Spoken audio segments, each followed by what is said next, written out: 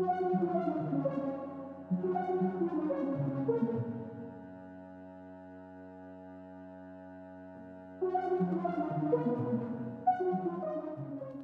ketemu lagi sama Pingpong Plus.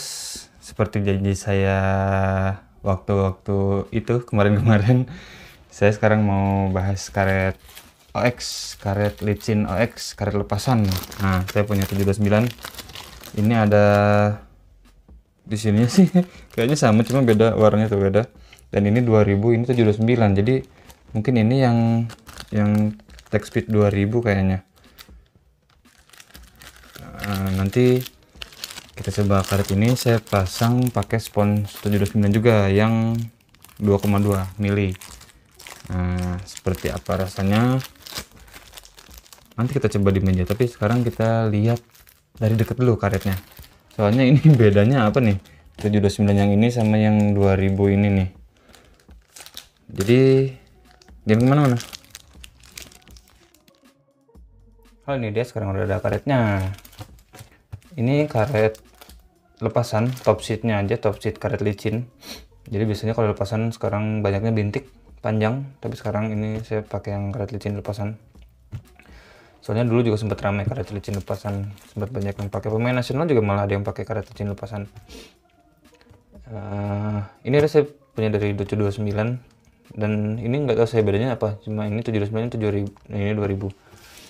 Ini sama tuh, ini sama, ini sama, ini sama, ini sama. Cuma bedanya ini agak merah, ini agak kuning gitu. Ini apa? Ini 2000. Enggak ada apa. Ini loh, ini control spin speed set forward. Ini enggak ada set forwardnya yang ini. Tapi di sininya sama semua. Ininya sama. Ini beda, ini 2000, ini 729 aja. Ya, jadi kita buka dulu plastiknya, kita potong dulu.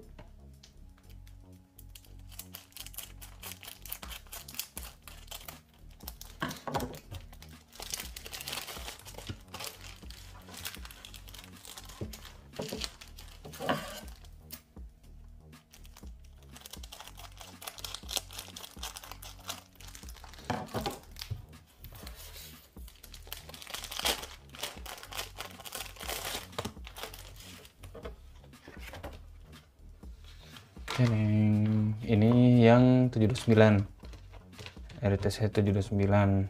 Ini yang 2000. Nah, bener kan kalau 2000 itu tech speed 2000. Ini transparan, kalau merah memang kayak gini tuh. Ini tech speed 2000, ini 729. Jadi kita nanti pakai yang mana? dulu sih pakainya yang tech speed 2000, tapi sekarang kita coba yang mana ya, yang ini sih keras. Nanti kita lihat dulu gimana bedanya. Nanti saya pakainya sponsnya dari 729 juga, blue spons. Ini 729 yang 2,2 ya. Ini kalau untuk ininya sih udah pasti teki. 729 kayak gini sih pasti teki, ngapain pakai karet gripe, pakai karet lepasan. Kalau nggak teki, mendingan pakai karet yang udah ada sponnya aja dari pabriknya.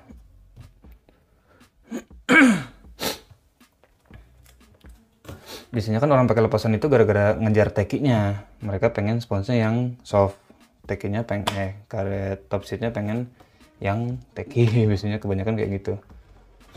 Ini kita lihat ininya, bintiknya dalamnya kelihatan ya. Ini oh beda loh, kalau di sini ini sama ding ya. Ini kalau ngukur tingginya gimana ya? Nggak ada celah buat garisnya.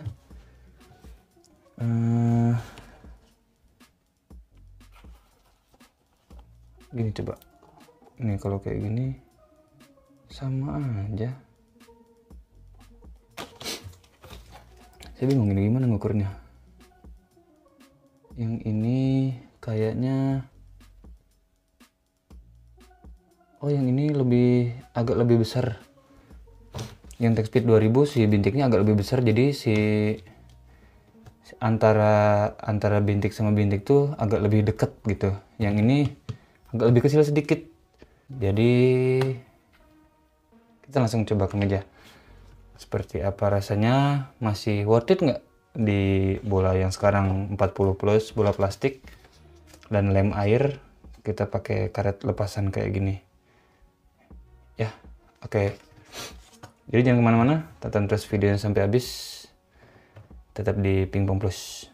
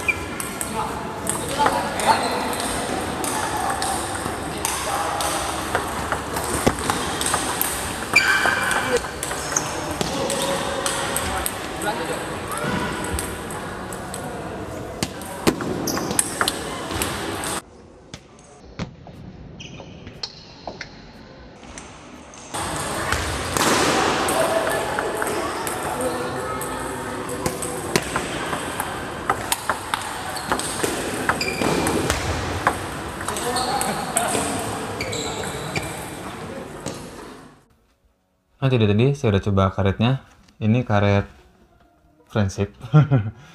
bukan friendshipnya sih. Ini karet OX. Jadi yang kemarin karet licin lepasan, licin OX saya tempelin ke sponsnya. Oh ya, video tutorial penempelannya ada di sini. Kemarin saya udah posting. Yang saya mau bahas sekarang nggak terlalu ke feel-nya atau performanya si karet ini. Soalnya masalah feel sama performa nggak jauh sama karet yang bukan OX gitu ya, yang karet yang udah top seat plus spons yang udah dari tokonya, dari pabriknya udah kayak gitu. Ini sama ini feel dan performanya sama aja, powernya sama, putarannya sama, cara pakainya sama, cara pakai karet Shinateki kayak gitu. Yang ngebedain ini cuma beratnya, ini agak ringan menurut saya. Lalu dual time-nya, nggak tahu kenapa dual time-nya ini mungkin karena ringan jadi kerasannya tuh kayak minim aja, dual time-nya tipis gitu, kena bola langsung pergi. Tapi memang power, putaran dan yang lain-lain itu sama karet-karet yang biasa yang bukan lepasan. Sekarang saya mau bahas masih worth it nggak karet kayak gini di 2023 sekarang di tahun ini. Dulu zamannya masih pakai bola 38, bola seluloid, lalu masih zamannya speed glue, banyak yang pakai karet lepasan. Lagian kan waktu itu masih pakai lem minyak. Nah, lem minyak tuh banyak, atau ada yang murah juga pakai lem K3, KKK itu nempelnya bagus. Jadi ya dulu banyak yang pakai. Sekarang sih saya belum lihat lagi, maksudnya pemain-pemain yang serius ya, yang bisa dibilang atlet gitu, belum lihat lagi yang pakai karet lepasan kayak gini. Jadi yang mau dibahas sekarang itu sama saya, masih worth it nggak karet lepasan kayak gini dipakai di tahun 2023 untuk jadi karet utama. Misalnya karet utama tuh karet di forehand gitu, bukan buat karet backhand yang buat ngecap doang. Kalau kayak gitu mah nggak banyak masalah. Tapi ini di forehand karet yang utama buat ngebunuh, buat senjata kita. Masih worth it nggak dipakai sekarang karet kayak gini lepasan. Lalu nanti juga saya mau bahas plus minusnya pakai karet lepasan kayak gini. Jadi langsung aja. Sekarang kita bahas apa dulu ya? Kita bahas plusnya aja dulu ya. Jadi worth it enggaknya nanti terakhir.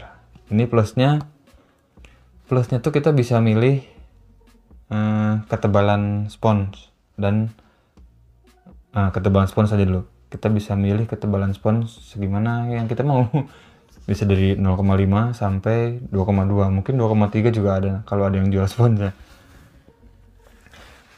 Jadi biasanya kan kalau kita mau beli karet tapi kita pengen yang tipis gitu, atau pengen yang ketebalan tertentu dan si produsennya, si tokonya nggak menyediakan. Nah, biasanya kan ada beberapa orang yang saya tahu mereka amplas karetnya. Jadi beli ketebalan misalnya cuma sedia 1,8, mereka pengen 1,5 atau 1 mili gitu, mereka amplas. Tapi nggak tahu saya nggak tahu gimana caranya. Cuman yang saya tahu diamplas si sponnya sampai ketebalan tertentu. Nah, itu kan ribet. Nah, jadi ini plusnya kita bisa pilih sponsnya ketebalan berapa. Lalu kita bisa combine, misalnya top seatnya Teki, karet Shinateki, si sponsnya spons Jepang gitu atau spons Eropa. Nah, untuk spons Jepang atau Eropa saya belum pernah lihat spons Eropa yang dijual terpisah. Saya baru tahu spons Jepang ada beberapa lah, tapi nggak tahu sekarang masih ada atau enggak. Jadi banyaknya tahunya ya sekarang baru lihat spons Cina aja, ada yang orange, biru, lalu yang HRS itu warna krim tapi sama-sama dari 729 juga. Lalu ada beberapa merek lain, tapi saya rasa semuanya karakternya Cina gitu, bukan yang Jepang, bukan yang kenyal dan powerful kayak gitu-gitu. Apalagi Eropa saya belum lihat. Tapi kalau mau combine kayak gitu bisa juga, misalnya karet Eropa yang top seatnya udah rusak atau udah sobek, si sponsnya masih bagus, dibuka, dilepasin sponsnya, top seatnya, pasang top seat yang baru, misalnya jadi top seat Teki, si sponsnya Eropa, bekas karet apa gitu. Nah, itu kan jadi bisa macam-macam. Kelebihannya itu aja sih kalau menurut saya, soalnya masalah feel dan lain-lain itu kan tergantung apa namanya, tergantung apa yang dipakai, sponsnya apa yang dipakai kayak gitu. Nah jadi kalau waktu saya pakai yang ini sama yang jenisnya ini gitu, sama yang bukan lepasan sama.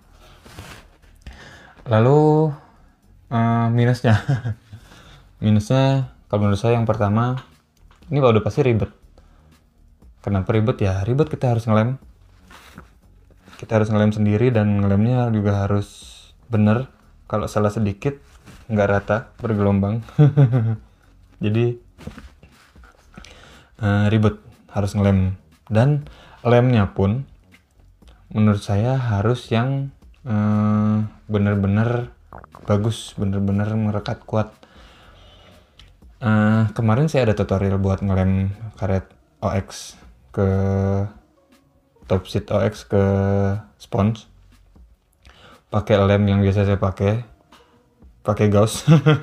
Dan itu ternyata kurang kuat kalau buat top seat ke spons. Itu kalau spons ke kayu itu loh bagus, dan saya senang soalnya gampang dibersihin gitu. Tapi kalau buat top seat ke spons kayaknya kurang kuat.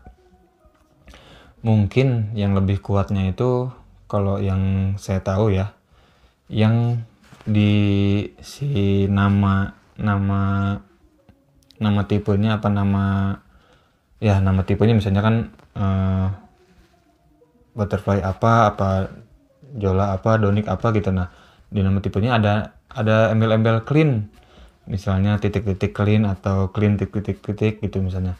Terus yang kemasannya tuh kayak odol misalnya kayak gitu. Nah itu biasanya itu lebih kuat daripada yang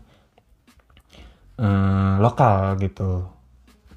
Jadi saran saya sih kalau mau cobain lem top seat lepasan ke spons, pakai lem yang kayak gitu-gitu, yang jelas kuat. Nah kenapa lem kayak gitu lebih kuat tapi jarang orang pakai? Soalnya biasanya lem kayak gitu tuh lem dasar dulu. Kalau yang ada embel-embel cleannya itu lem dasar. Jadi sebelum pakai speed glue pakai lem kayak gitu dulu, atau pakai lem K3 dulu. Jadi lem dasar biasanya lebih kuat. Nah jadi itu tadi kekurangannya, ribet, kita harus ngelem sendiri, dan lemnya juga harus benar, cara ngelemnya harus benar, lem yang dipakai juga harus bagus kayak gitu. Lalu kekurangan selanjutnya ya tadi balik lagi ke masalah lem, ke daya tahan. Kalau lem yang kayak saya pakai kemarin udah pasti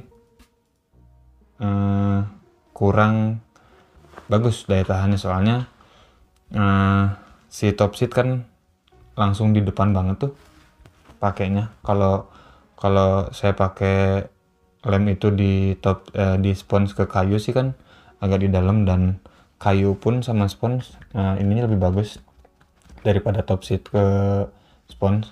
Nah jadi nanti bermasalah di sini kalau lemnya kurang, rekatnya kurang kurang bagus. Ya ada masalah di sini. Ini udah kelihatan tuh sedikit-sedikit ada putih-putih itu lepas. Putih-putih itu lepas, si bintiknya lepas dari sponsnya, jadi kena bola sedikit lepas. Ini ada beberapa titik lepas, jadi saya kalau pukul di sini tuh kelihatan tuh titik-titiknya. Kekurangannya itu durability kalau pakai lemnya kurang pas, kurang kuat gitu. Jadi tadi kelebihannya, kalau menurut saya sih kelebihannya ada 2 tadi. Bisa pilih-pilih ketebalan spons sama bisa combine. Nah, kekurangannya juga ada 2, ya ribet. Satunya ribet, satunya lagi masalah di sini. Kalau lemnya dan pengelemannya nggak benar atau kurang benar. Itu sih yang mau dibahas. Nah, jadi sekarang saya mau kasih kesimpulan. Ini menurut saya pribadi, masih worth it nggak karet kayak gini dipakai di zaman sekarang, di bola plastik, di lem air, di segala macam yang udah keluar sekarang. Balik lagi, ada 2 kalau menurut saya, worth it dan nggak worth it. Itu tadi, worth itnya ya berdasarkan kelebihannya ini kan bisa custom, bisa pilih ketebalan spons yang berapa.